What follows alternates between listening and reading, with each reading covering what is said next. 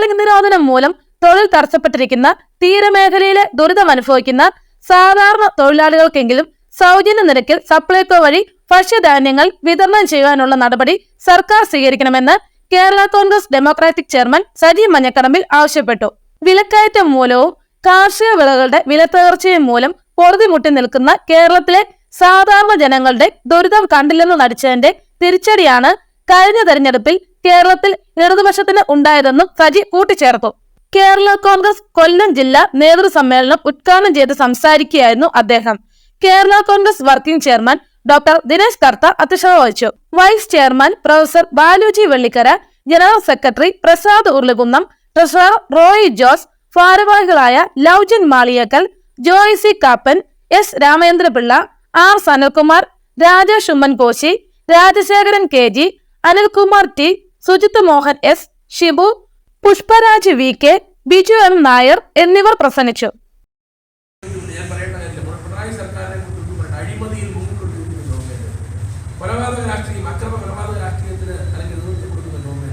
ജനമെന്ന് വെറുതിരിക്കുന്നു. പാവപ്പെട്ടവന്റെ സാധാരണക്കാരന്റെ തൊഴിലില്ലാത്ത ചെറുപ്പക്കാരന്റെ ഒക്കെ വൈദ്യുതി വിലക്കയറ്റം കൊണ്ട് ജനങ്ങൾ ബുദ്ധിമുട്ടുന്നു. കാർഷിക വിളകളുടെ വില തകർച്ച കൊണ്ട് ജനങ്ങൾ ബുദ്ധിമുട്ടിയിരിക്കുന്നു. ആർക്കും ജീവിക്കാൻ പറ്റാത്ത അവസ്ഥ ഉണ്ടായിരിക്കുന്നു. ആ അഴിമതി നടത്തുവാൻ വേണ്ടി മാത്രം ഒരു ഗവൺമെന്റായി പിണറായി സർക്കാർ മാറിയിരിക്കുന്നു. ആ പിണറായി സർക്കാരിനെതിരെ ഇവിടെ ശക്തമായ ജനവികാരമുണ്ട്. എന്നാൽ യുഡിഎഫ് എന്താ ചെയ്യുക? യുഡിഎഫ് നമ്മൾ കണ്ടു. ഇപ്പൊ ബാർക്കോഴ വിവാദം ഉണ്ടായല്ലോ. ശ്രീ കെ എം മാണി സാറിനെതിരെ അന്ന് ബാർക്കോഴ വിവാദം ഉണ്ടായപ്പോൾ എന്തായിരുന്നു സംഭവിച്ചത്? ഇവിടെ നിയമസഭ പോലും തന്നെ തകർത്തു, വലിയ കലാപങ്ങൾ ഉണ്ടാക്കി, വലിയ സമര കോലാഹലങ്ങൾ നടത്തി CPM. എന്തേ ഇപ്പോൾ യുഡിഎഫിന്റെ നേതൃത്വത്തിൽ കാര്യമായ സമരം നടക്കാത്തത്? ഈ ബാർക്കോഴ ഇപ്പോൾ പുതിയ ബാർക്കോഴയിൽ 2 കുറ്റകൃത്യം ഒരു ഭായി ഭരണമാണ് ഇന്ത്യ മുന്നണി എന്നാണ് പറയുന്നത്. ആ ഇന്ത്യ മുന്നണിയുടെ ഭാഗമായി പിണറായി വിജയനും കേരളത്തിലെ അല്ലെങ്കിൽ കോൺഗ്രസ് പാർട്ടിയും യുഡിഎഫും തമ്മിൽ ധാരണ നടക്കുന്നുണ്ട്.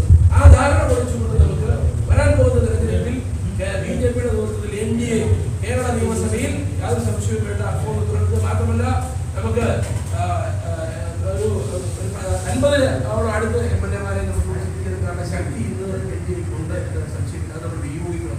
വരാൻ പോകുന്ന തെരഞ്ഞെടുപ്പിൽ നമുക്കറിയാം ഏതാണ്ട് 11 സീറ്റില് BJPയുടെ സ്ഥാനാർത്ഥികൾ NDA സ്ഥാനാർത്ഥികൾ 1ാം സ്ഥാനത്തും 9ഓളം സീറ്റിൽ 2ാം സ്ഥാനത്ത് എത്തി. അപ്പൊ അത് തന്നെ നമുക്ക് വലിയ മാറ്റത്തിൽ സൂചിയാണ്. ഇപ്പൊ പാലക്കാട് തെരഞ്ഞെടുപ്പോടെ കണ്ടു. പാലക്കാട് 90% BJPക്ക് അവിടെ ജീവിക്കാൻ സാധിക്കും. ഞാൻ പറഞ്ഞ അങ്ങനെയുള്ള ആ രാഷ്ട്രീയ മാറ്റം നമ്മൾ കാണണം. നമുക്ക് ഇന്ന് കത്തോലിക്ക സഭയൊക്കെ പ്രത്യേകിച്ച് BJPക്ക് അനുകൂലമായ നിലപാടെടുക്കുന്നു. ഞാൻ പറഞ്ഞു ഇവിടെ വിവിധ സമുദായ സംഘടനകൾ BJPക്ക് അനുകൂലമായ നിലപാടെടുക്കുന്നു. ആ രാഷ്ട്രീയ മാറ്റം നമ്മൾ കാണണം. നമുക്കറിയാം വികസനത്തെ കുറിച്ച് പറഞ്ഞാൽ നരേന്ദ്രമോദി ഗവൺമെന്റിന്റെ വികസനം ഇന്ന് നമ്മൾ അനുഭവിച്ചുകൊണ്ടിരിക്കുകയാണ്. ഞാൻ ഒരു കാര്യം മാത്രം പറയാം. കഴിഞ്ഞ ദിവസം എന്റെ സുഹൃത്തുമായി ഞാൻ സംസാരിച്ചത് വലിയ CPM-കാരനാണ്.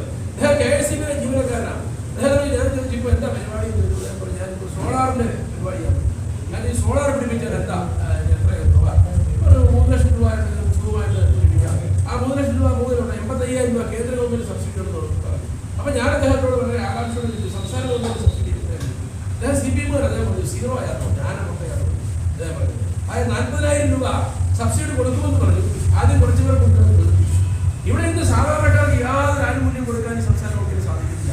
കേന്ദ്ര ഗവൺമെന്റിന്റെ ആനുകൂല്യങ്ങൾ അല്ലെങ്കിൽ ക്ഷേമ പെൻഷൻ ഈ സബ്സിഡിയൊക്കെ വാങ്ങിച്ച് അത് സംസ്ഥാന ഗവൺമെന്റിലാണ് എന്ന് ഇവിടെ ബന്ധിപ്പിക്കുക. അപ്പൊ ജലജീവൻ മിഷൻ പദ്ധതി ആയിരക്കണക്കിന് ആളുകൾക്ക് ലക്ഷക്കണക്കിന് ആളുകൾക്ക് വീടുകളിൽ കണക്ഷൻ കൊടുത്തുകൊണ്ടിരിക്കുക. ആരാ കൊടുക്കുന്നത്? കേന്ദ്ര ഗവൺമെന്റ് വേണ്ട, അത് സംസ്ഥാന ഗവൺമെന്റ് ആക്കാൻ ശ്രമിക്കുന്നു. ഇത്തരത്തിലുള്ള രാഷ്ട്രീയ തട്ടിപ്പുറത്തോടെ നടക്കുന്നത്. അതുകൊണ്ട് നമുക്ക് നരേന്ദ്രമോദി ഗവൺമെന്റിന് കൂടുതൽ ശക്തമായി പിന്തുണ കൊടുക്കേണ്ടതുണ്ട്.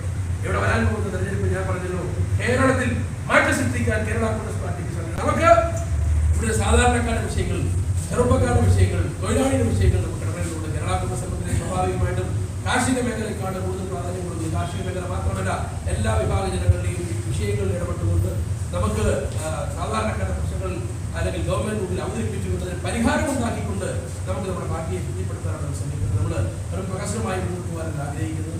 ഇപ്പോൾ ഞാൻ സൂചിപ്പിച്ചതുപോലെ ഇന്ന് വേണം ഇവിടെ കമ്മിറ്റി പ്രസിഡന്റ്, സെക്രട്ടറി, മാനേജ്മെന്റ് എടുത്തു അങ്ങനെ ഒന്നും വിഷയമില്ല. അതുകൊണ്ട് ഇന്ന് നമ്മൾ ഒരു കോർഡിനേഷൻ കമ്മിറ്റി എടുക്കുന്നു. 7-ാം തീയതി എല്ലാ നിയോജകമണ്ഡലങ്ങളിൽ നിന്ന് പരമാവധി നിയോജകമണ്ഡലങ്ങളിൽ നിന്ന് ഓരോ സ്റ്റേജിൽ കൊണ്ടിരിപ്പിക്കാൻ ശ്രമിക്കും. അതോടൊപ്പം തന്നെ എല്ലാ വിഭാഗം എല്ലാ കോൺഗ്രസിന്റെയും ഉൾപ്പെടെയുള്ള പോഷക സംഘടനകളിൽ നിന്നുള്ള ആളെ കൊണ്ട് നിശ്ചയിക്കുന്നുണ്ട്. അപ്പൊ 7-ാം തീയതിയിലത്തെ കമ്മിറ്റി വിജയിപ്പിക്കാൻ എവിടെയിരിക്കുന്ന ഓരോരുത്തരും ആത്മാർത്ഥമായി പരിശ്രമിക്കണം. നല്ല വിപുലമായ ഒരു സമ്മേളനം 7-ാം തീയതി സംഘടിപ്പിക്കാൻ നമുക്ക് സാധിക്കട്ടെ എന്ന് മാത്രം ആശംസിച്ചുകൊണ്ട് ഇന്ന് ഈ ഇവിടെ ഇത്രയും എത്തിച്ചേർന്ന മുഴുവൻ നേതാക്കൾക്കും ഒരിക്കൽ കൂടി അഭിവാദ്യങ്ങൾ നേരുന്നു.